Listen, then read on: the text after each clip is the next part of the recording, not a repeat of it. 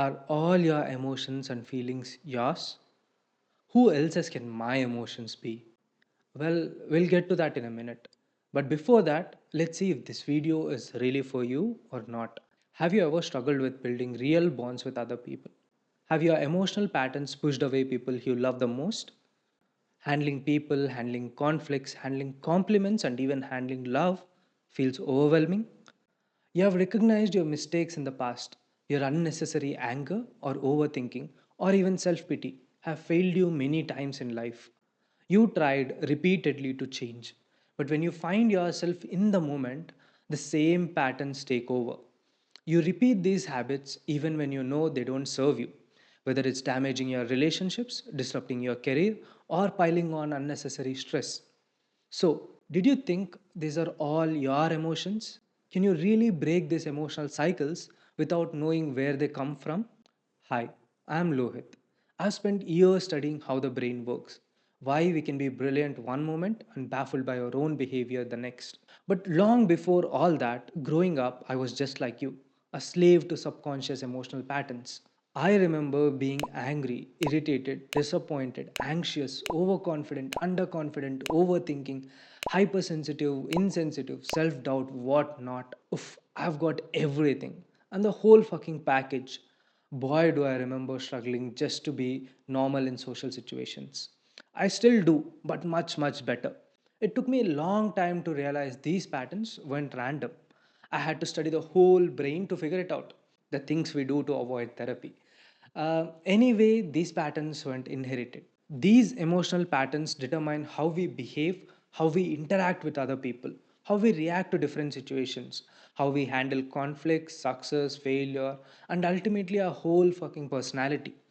Understanding where they come from is the first step in molding your personality. Shouldn't you have the power to control who you are?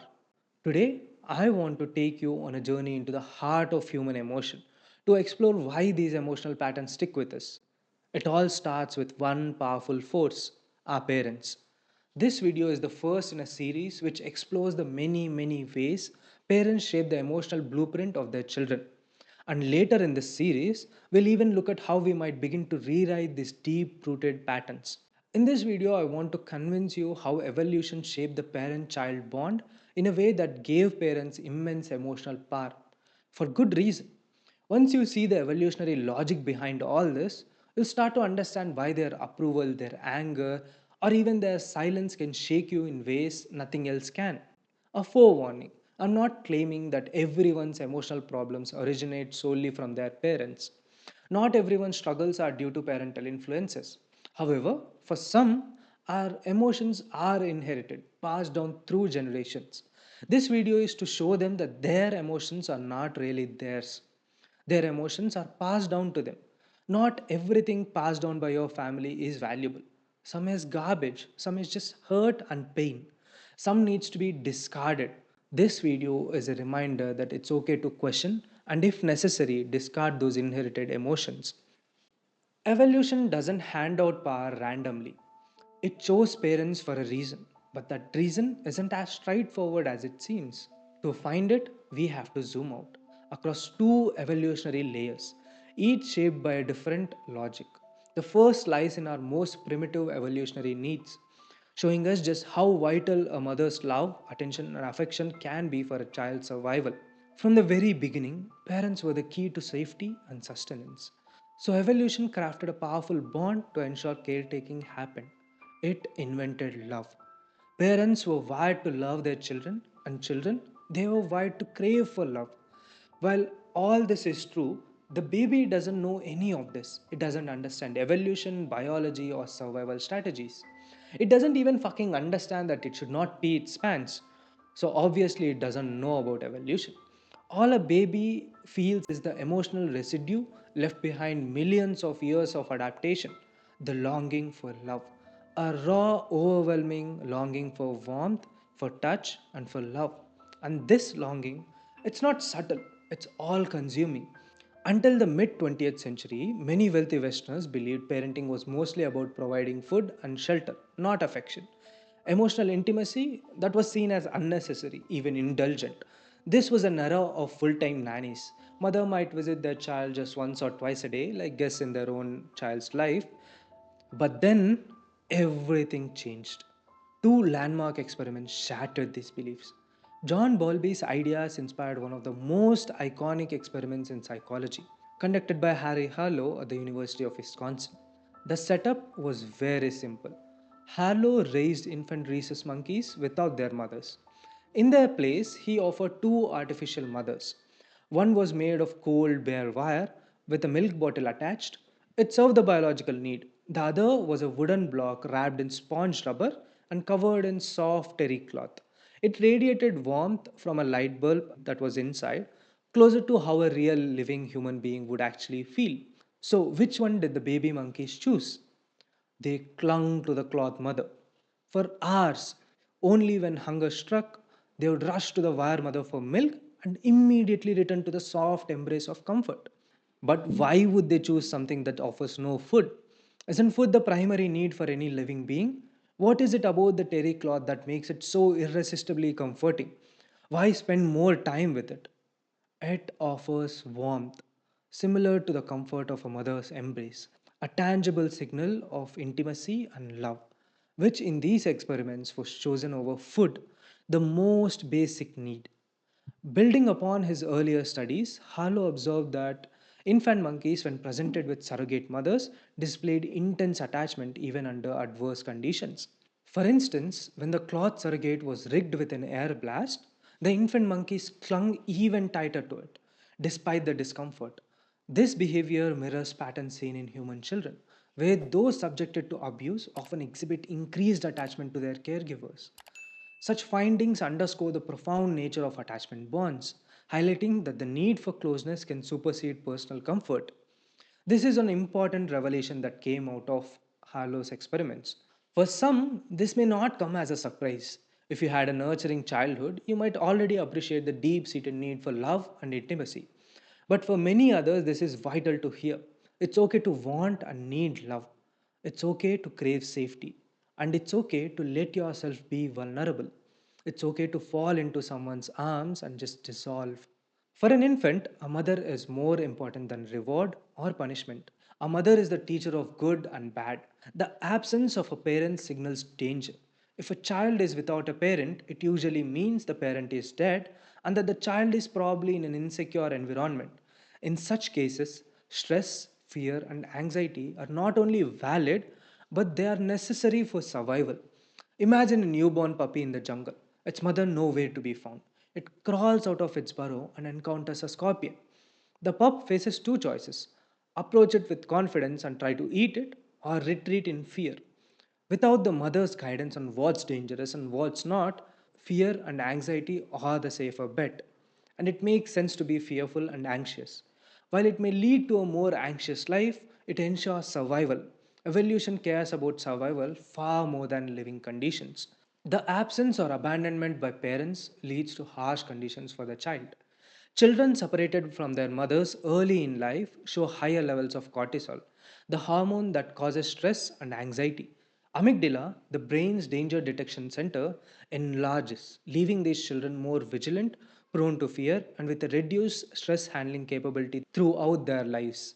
A newborn orphan chimp has a higher chance of survival if it is anxious and fearful of everyone in the group instead of being dominant. And it has been shown in many experiments that taking away mothers from infant monkeys makes them social wrecks, nervous, indecisive, and improper. A heart wrenching chapter in modern history revealed the profound effects of childhood abandonment to the world. The Romanian orphan crisis. During the late 20th century, Romania's government enforced policies that encouraged large families while banning contraception and abortion. Families who couldn't afford to raise their children often abandoned them in state run orphanages.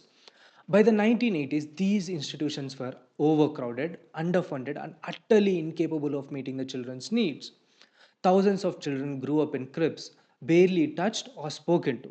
With minimal emotional connection or stimulation, these children had food and shelter, the basics for physical survival, but lacked the warmth and presence of caregivers, and the results were devastating. When these orphans were later studied, researchers found deeply troubling patterns. Many displayed what's called reactive attachment disorder, a condition where children struggle to form healthy emotional bonds with others. They were emotionally withdrawn, unable to trust, and often incapable of regulating their own feelings. Their brains told the story too. MRIs revealed smaller brains, underdeveloped prefrontal cortexes, and enlarged amygdalas, hallmarks of chronic stress and fear. This isn't just a tale of institutional neglect. It's a stark reminder of the critical role parents play in shaping our emotional blueprint. These orphans grew up without the emotional scaffolding that helps children navigate their feelings and the world around them, and the consequences echoed throughout their lives. Even for those later adopted into loving families, many struggle to fully recover. It's as if the emotional foundations were poured incorrectly, leaving cracks that were hard to repair. These children weren't just neglected, they were emotionally starved, and their stories show us something haunting: love, connection, presence. They are not luxuries in a child's life. The emotional outlook we inherit from those early years has a profound influence on how we perceive the world. At Massachusetts Mental Health Center's Children Clinic, researchers uncovered the profound effects of trauma on young minds. Working with children who had endured severe abuse, they observed how their worldviews were dominated by fear and catastrophe. Even when shown benign images, unlike their non traumatized peers who would imagine hopeful and mundane outcomes, these children crafted stories filled with violence and danger. For instance, when shown an image of a man repairing a car while his child watched, non traumatized children describe the scenarios like they are fixing the car together so they can go for a drive or something along the same lines. In contrast, a traumatized child might say, the car is going to fall and crush the father, or the child will get hurt trying to help. Look at how one of them is dreaming of having a good time while the other is just scared. These findings revealed how deeply trauma rewires a child's sense of safety, shaping their imagination and behavior. These patterns follow them through their adulthood. This groundbreaking work underscores the importance of addressing underlying trauma rather than focusing solely on diagnostics labels. We have seen how much presence and love means to a child and how much their absence impacts a child. Now to the next dimension. The second layer plays an even more important role and is the basis for a variety of behavioral traits. Is the layer of social survival and cooperation. This is not just about survival, it's about fitting in, reading the room, and learning who to trust. It's the emotional fine tuning that decides whether we thrive in a group or fall through the cracks. It's this emotional fine tuning that determines how we interact with the people around us. To understand the bare bones of this, we need to look at a time when the social pressures were strong but chaotic. The lives of our distant ancestors. Distant ancestors, as in our great grandmothers and grandfathers. You might have to stack up thousands of grades since we have to reach back around 3 to 6 million years to the times when we didn't quite look like we do today, to the times when we were not even wearing clothes.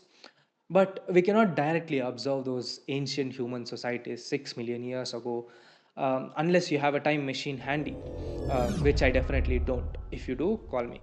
So let's look at the next best thing: chimpanzee communities. They provide a perfect proxy for our early human ancestors, offering a close look at the social dynamics that likely shaped our own communities long ago. Groups have rules, rules that aren't always straightforward. They are not simple. Unlike in many other animal species, the strongest looking member isn't necessarily the most powerful member in chimpanzee communities, likewise in human communities. The alpha isn't necessarily the biggest brute, it's the one with the most allies, the cleverest social strategist. Often it's the one with the most supporters or friends. Much like our politicians, who can be physically very weak but can have immense power, kind of like Queen Elizabeth. You can't just flick someone's forehead in this world just because they are smaller than you. Not because it's rude, but because it could get you killed. Act arrogant with the wrong member, challenge the wrong hierarchy, and boom, you are dead meat. Now, picture this: an oblivious newborn enters the world of silent politics and simmering tension. It's a normal day. The alpha holds a banana, golden, sweet, utterly irresistible. The baby sees it, eyes wide with curiosity and hunger. It reaches out. But before its fingers even stretch, the mother close by reacts. A sharp glance, silent, firm, unmistakable. The baby freezes in tug of war between desire and fear. That hesitation, it might just save its life. Because if the baby dares to grab the banana, the alpha doesn't debate. He attacks. In the wild, one mistake can cost you everything. The mother's job isn't just to feed and cuddle, it's to shape the baby's instinct, to calibrate its emotional compass to the high stakes games of group living. In these communities, friendship is the currency. Power comes not just from strength but from alliances, as we have discussed. Chimpanzees share food, groom each other, and trade favors. But it's not always a fair deal. Alphas take more than what they give. And if you upset the balance, especially if you dare to challenge an alpha, revenge is swift and public. Imagine the roles are reversed now. The baby has the banana, and the alpha walks over, snatches it without a glance, and strolls away. The baby clenches its fists, eyes narrowing, it wants to lash out. But the mother intervenes, not to just soothe, but to scold. Her emotions are clear. Don't you fucking dare. The baby senses the emotion, backs down. The anger within the baby doesn't disappear, it transforms into fear, caution. This kind of emotional rewiring only works because the baby wants the mother's approval more than it wants to act on its own emotion. The mother's emotions are more important to the baby than its own emotions. That's the secret. That's how mothers and fathers are able to mold social behavior. This correction is only possible because the child values the mother's love more than its own emotion and hence responds to the mother's emotion. Most of the disapproval or approval is communicated through body language, tone modulation, and facial expression. A quick angry look, a sad frown, a nod of approval, or even a physical slap. The same happens with humans with the addition of language. For example, a parent might use a warm smile to encourage the child or give a stern look to stop the child from misbehaving. Or if the mother is Asian, a flying chappal might be occasionally used. We focused on anger and physical hurting in the last couple of examples so as to emphasize the effect. But sadness, a subtle disapproving grunt, a sad lowered gaze, happiness, or a gentle nudge, all of them have the same effect. Not all teaching is about life threatening situation. Mostly it's about how to hold friendships, how to be gentle with someone else's baby, and how to be kind. These lessons often involve modulating the child's instinctive emotions. These lessons extend far beyond childhood. The shy child who felt courage instead of fear might grow into an adult who confidently navigates networking events or initiates new friendships. The child taught to reflect on others' feelings may become someone who excels at collaboration and resolving conflicts with ease. In both cases, the parent's guidance has laid an emotional foundation that shapes how the child perceives and interacts with the world for decades to come. Parents don't just teach their children what to do, they teach them how to feel. They mold the emotions of the child through countless interactions, big and small. They create a kind of emotional blueprint that guides their children throughout life. Life isn't just about safety or survival, especially in social animals. It's about navigating the complex web of relationships and decision making. Every glance, word, or gesture becomes a lesson in how to interpret and respond to the world. To enable such learning, evolution provides parents with the necessary power to influence the children's emotions. Emotional regulation taught in those early years becomes the bedrock for decision making. But what happens when the parent teaches wrong emotional reactions? What if the parent is a bad teacher? What if the parent themselves haven't figured out their own emotions? What if the parent is emotionally immature? What would the child learn and how would that impact the child's life? And worst of all, what if the parent is absent? In the next series of videos, we'll dive into different types of parenting personalities and how exactly they shape children. Now, I want to hear from you. What's one emotional pattern that you have noticed in yourself that you think might have been passed down? Do you agree or disagree that some of our feelings and emotions are entirely our own? Share your experiences in the comments below. Let's start a conversation that can help us all understand the blueprint of our emotions better. Also, stay tuned to our channel Invisible Elephant, where we reverse engineer the human brain, break it down piece by piece, and unravel the secrets of how we function.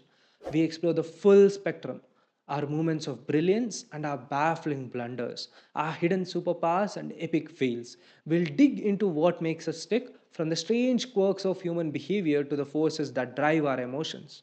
Whether it's unlocking the mind's potential or understanding why we trip over our own thoughts, we are here to decode the chaos and discover what it means to be human, flaws, wonders, and all. Invisible Elephant isn't just going to be a YouTube channel, it's going to be a journey into the mind's mysteries.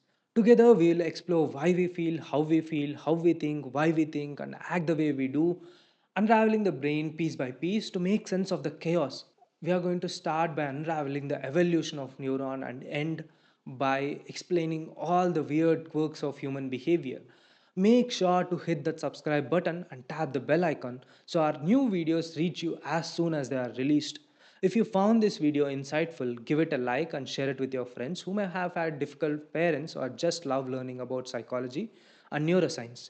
Do check out the videos in this series to explore all the various parenting strategies and how they impact a child's life.